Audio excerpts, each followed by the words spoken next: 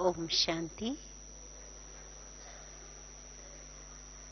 ब्राह्मण जीवन का सबसे बड़ा खजाना खुशी। सभी आए हैं, बाप दादा से मिलकर जा रहे हैं और बाप दादा ने भी हमें नए वर्ष की और 18 जनवरी बाप समान समर्थ बनने का वरदान दे दिया, लेकिन साथ ही साथ खुशी का कहाँ गुम होती है और कैसे खुशी बने रहे उसका महामंत्र बता दिया। मन को जीते तो जगत जीत। बाबा अभी शरीर की बात ही नहीं करता। शरीर की बात करे तो कहे आंखों पे कंट्रोल करो, कान पे कंट्रोल करो। बाबा अब कर्मेंद्रियों के बारे में बात नहीं करता। अब बाबा सूक्ष्म ज्ञानेंद्रियों के बारे में बात कर रहा। अब बाबा देह से परे आत्मा की सूक्ष्म शक्ति पहली कौन सी? मन। मन कौन है? मन कौन है? Home minister. बुद्धि कौन है? रक्षा मंत्रालय। एक प्राइम मिनिस्टर आत्मा, और आत्मा की सूक्ष्म शक्ति मन हो गया रक्षा मंत्री, और बुद्धि हो गई होम मिनिस्टर। तो जिसने मन को जीत लिया उसने जगत जीत लिया।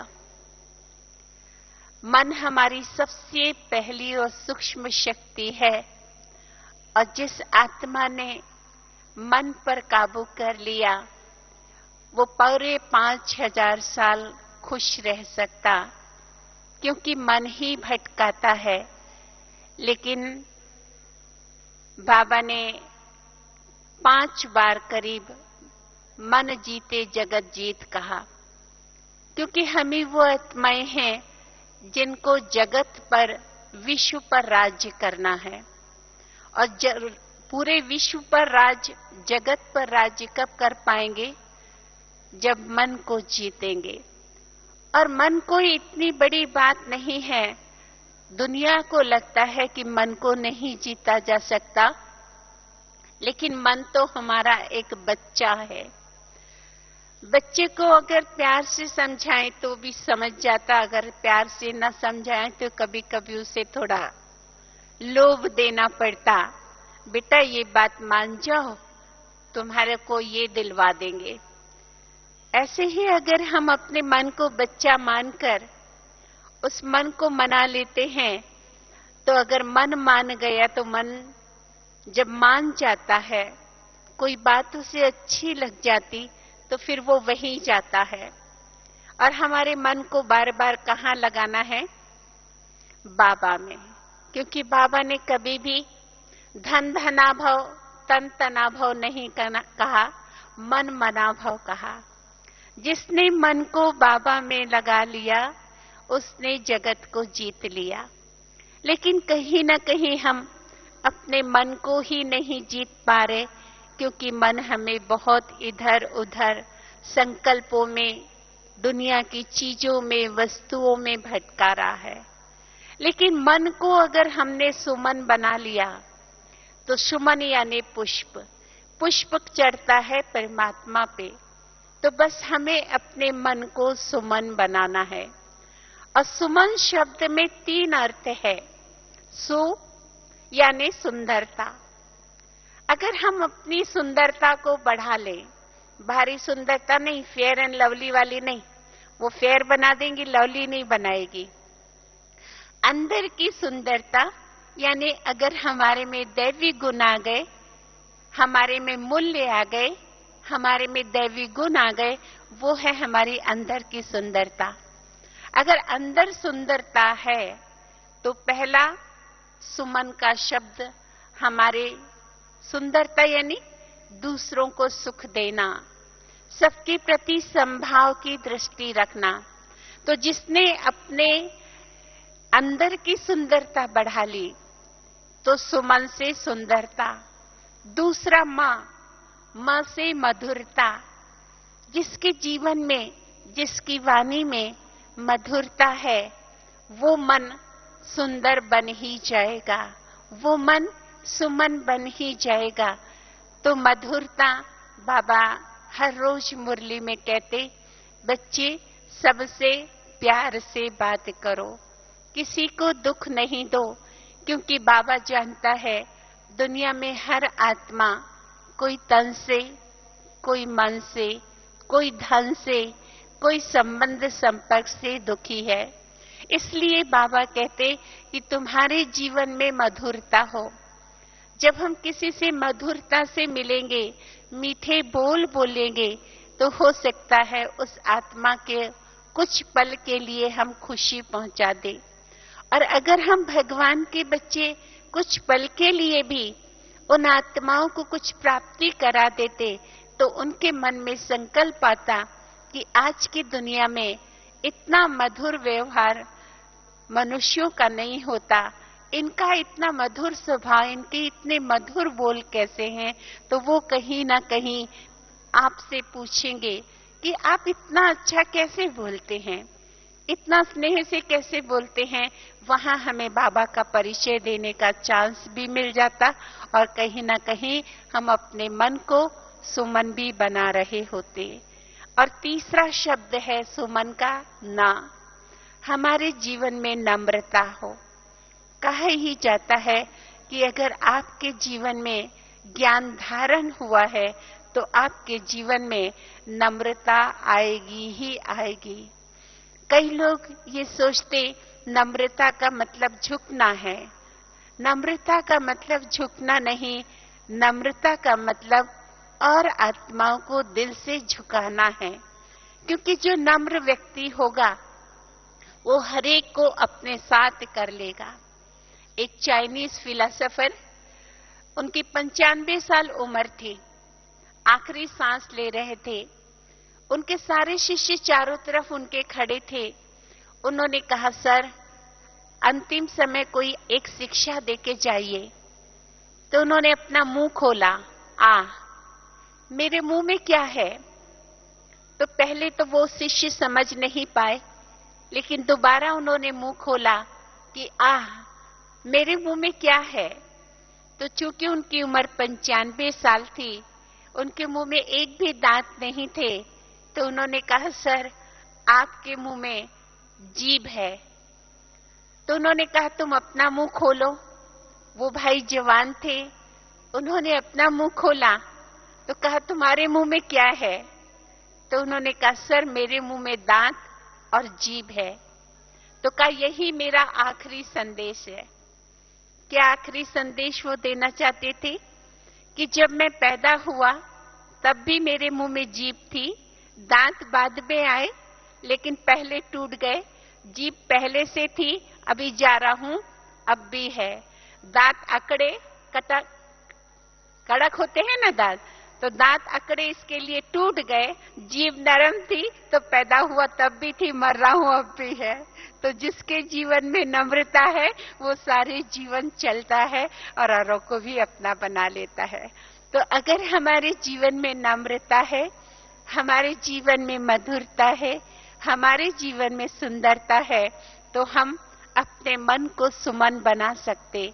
और वो सुमन यानी वो मन हम प्रभु को अर्पित कर दें। बाबा को हम बात करें, बाबा आप कहते हो कि सब कुछ तेरा, तो मैंने जब सब कुछ तेरा कह दिया तो ये मेरा मन भी मेरा क्यों रहे? बाबा ये मेरा मन भी तेरा। और जब मन बाबा को समर्पित कर देंगे तो क्या होगा? संकल्प बाबा को उठाना पड़ेगा, हम नहीं उठाएंगे। और बाबा जो संकल्प उठाएगा वो क्या होगा? विश्व कल्याण का होगा। तो हम अपने मन को भी अपना समझ के अपने पास ना रखें। कह दे, बाबा जब सब कुछ तेरा तो मेरा मन भी मेरा क्यों रहे? ये मन भी तेरा। जो तुम्हें संकल्प चलाने हो आप चलाओ। और बाबा जो संकल्प चलाएगा वो हर संकल्प सिद्ध होंगे, क्योंकि भगवान के संकल्प तो साधारण नहीं हो सकते, हमारे संकल्प साधारण हो सकते हैं। तो कहीं ना कहीं जैसे बाबा हमारे ऊपर जिम्मेदारी दे रहा कि आपको पूरे विश्व का कल्याण करना है, तो बाबा को हम जिम्मेदारी दे दे कि बाबा सब कुछ तेरा कहा, और कहा भी जाता कि जिसने तेरा तेरा कहा वो तर गया, जिसने मेरा मेरा कहा वो मर गया। तो हमने अपना मन भी तुझे दे दिया, अब तुझे जैसा यूज करना है वैसे कर। और जब हम अपने मन को बाबा को समर्पित कर देंगे, तो मन को समर्पित करना यानी क्या? जब हमने चाहा तब हमारा मन बाबा के स्वरूप पे स्थित हो जाए, और जब बाबा के स्वरूप पे स्थित होगा तो बाबा इतना सुंदर है कि फिर दुनिया की और कोई चीज हमारे मन को आकर्षित नहीं करेगी, हमारा मन कहीं और नहीं जाएगा। यानी बाबा पे अगर हमारा मन स्थिर हो गया तो हमने मन को जीत लिया, और अगर मन को जीत लिया तो जगत को जीत लेंगे, और जगत को जीतेंगे तभी तो जगत के राज्य अधिकारी बनेंगे, जो बाबा कहते विश्व राज्य अधिकारी। तो विश्व राज्य अधिकारी की चाबी बाबा ने हमें दे दी कि मन को जीत लो। और मन सही में हमारा एक भोला बालक है, एक बच्चा है, उसको सिर्फ विश्वास हो जाना चाहिए कि अगर मैं यहाँ पर टिकता हूँ तो मुझे क्या मिलेगा। जैसे बच्चे से हम कहते बेटा ये अभ्यास करो, फिर आपको साइकिल देंगे, कैडबरी देंगे, बच्चा मान जाता है। ऐसे हम अपने मन को मनवा ले, वो भी मान जाता है। मुझे एक बहुत अच्छी बात याद आती मन के बारे में। एक हार्ट स्पेशलिस्ट डॉक्टर थे, उनके पास जितने केस आए सब अच्छे होके गए। तो उनकी जो पत्नी थी, उन्हें अपने पति के ऊपर बहुत गर्व था, यानी प्राउड था कि मेरे पति इतने सफल हार्ट स्पेशलिस्ट है। तो एक बार डॉक्टर साहब अपनी पत्नी को सिनेमा हॉल में पिक्चर दिखाने ले गए। अभी 20-25 मिनट पिक्चर देखी थी तो उनकी पत्नी के चेस्ट में पेन होने लगा। तो उन्होंने डॉक्टर साहब से कहा मेरे चेस्ट में पेन हो रहा है, मुझे लगता है मुझे हार्ट अटैक आ रहा है, आप मुझे घर ले चलो या तो मुझे कोई दवाई दो। डॉक्टर साहब को तो पिक्चर में बहुत मजा आ रहा था। उन्होंने कहा 5 मिनट रुको ना। 5 मिनट के बाद उनकी पत्नी ने फिर कहा नहीं दर्द तो बढ़ते जा रहा है, या तो आप घर चलो या तो मुझे दवाई दो। डॉक्टर साहब ने कहा अच्छा ठीक है मैं तुम्हें दवाई देता हूँ। एक गोली दी, कहा ये लो और जीभ के नीचे रख लेना, निगलना नहीं, सिर्फ जीभ के नीचे रखना, तुम्हारा दर्द ठीक हो जाएगा। उन्होंने वो गोली जीभ के नीचे रख ली। 3 घंटा पिक्चर पूरा हुआ। डॉक्टर साहब ने कहा अब दर्द कैसा है? कहा एकदम ठीक हो गया। कहा एकदम ठीक हो गया? तो कहा मेरी गोली वापस दे दो। कहा क्यों? कहा मैंने अपने कोट का बटन तोड़ के तुमको दिया था। क्या था वो? मन का विश्वास कि मेरे पति जो भी दवाई देते हैं उससे हर पेशेंट अच्छा हो जाता है। वो गोली नहीं थी, लेकिन मन को विश्वास था कि ये जो देते हैं उससे ठीक हो जाता। दर्द सही था, दवा सही नहीं थी, लेकिन मन को ये मालूम था कि ये जो कुछ करते हैं उससे सफलता होती है। तो मन कितना भोला है। दवाई नहीं थी, लेकिन एक कोट के बटन से दिल का दर्द ठीक हो गया। तो अगर हम अपने मन को ऐसे मना ले, देख मना, वो देख वो परमात्मा के स्वरूप पे कुछ समय टेक, उसके बाद देखना 21 जन्म राजाई मिलेगी, 21 जन्म सतयुगी दुनिया में हम जाएंगे। और जब मन को पता चल जाएगा इतनी बड़ी प्राप्ति है, तो सही में हम अपने मन को मना सकेंगे। तो बाबा की जो इस बार अभी परसों महावाक्य चले, बाबा हम सब बच्चों को विश्व राज अधिकारी बनाना चाहते। बाबा हमें प्रजा नहीं बनाना चाहता, साहूकार नहीं बनाना चाहता, बाबा हमें विश्व राज अधिकारी बनाना चाहता। और उसी नजर से देख रहा था, और उसी नजर से देखने की वजह से बाबा ने हमें महामंत्र दिया कि मन के जीते जीत जगत जीत। मन के जीते जीत है मन के हारे हार। वहां मन जीत गया कि ये दवाई थी तो दिल का दर्द ठीक हो गया। अगर हमारा मन यहाँ मान जाए कि अगर ये छोटा सा संगम युग उसमें भी बहुत कम समय रह गया। इस कम समय में मैंने परमात्मा पे अपनी बुद्धि को स्थिर कर ली तो 21 जन्म की राजाई है, तो हमारा जो सौदा है वो घाटे का नहीं है। और परमात्मा से प्यार तो मिल ही रहा है, खुशी तो मिल ही रही है। तो हम बाबा की ये बात को नोट करके जाएं, यहाँ से जाएं तो यहीं पे बाबा को आज जाने के पहले, आज कल जब भी जाना हो, बाबा से कह दो, बाबा ये मन भी अब मेरा नहीं, ये भी आप रख लो, और बाबा आपको जो संकल्प चलवाना हो वही चलवाना। तो हमारे जो संकल्प सिद्ध होने वाले होंगे वो हमारे मन में संकल्प उठेंगे, क्योंकि वो मन कौन चला रहा है? बाबा। तो बाबा जब चलाएगा तो कितने अच्छी तरीके से चलाएगा। तो बहुत जरूरी है कि अब बाबा ऊपरी बात नहीं कर रहा, बाबा गहरी बातें कर रहा है। मन को मनाने की बात, आत्मा की जो एक सबसे पावरफुल शक्ति है मन, उसको मनाने की बात कर रहा है। और अगर उसको हमने मना लिया तो फिर तो आने वाले भविष्य में हम जगत के, इस विश्व के अधिकारी बनेंगे। तो आप सब यहाँ जाने के पहले बाबा को अपना मन सौंप के जाना, मन को सुमन बना के अर्पित करके जाना। सुमन बन गया तो फिर हम विश्व राज अधिकारी बनेंगे। इन्हीं शब्दों के साथ अपनी वाणी को विराम देते हैं और यही शुभ भावना, हमने भी अपना मन अर्पण कर दिया, आप भी बाबा को मन अर्पण कर दीजिए। ओम शांति।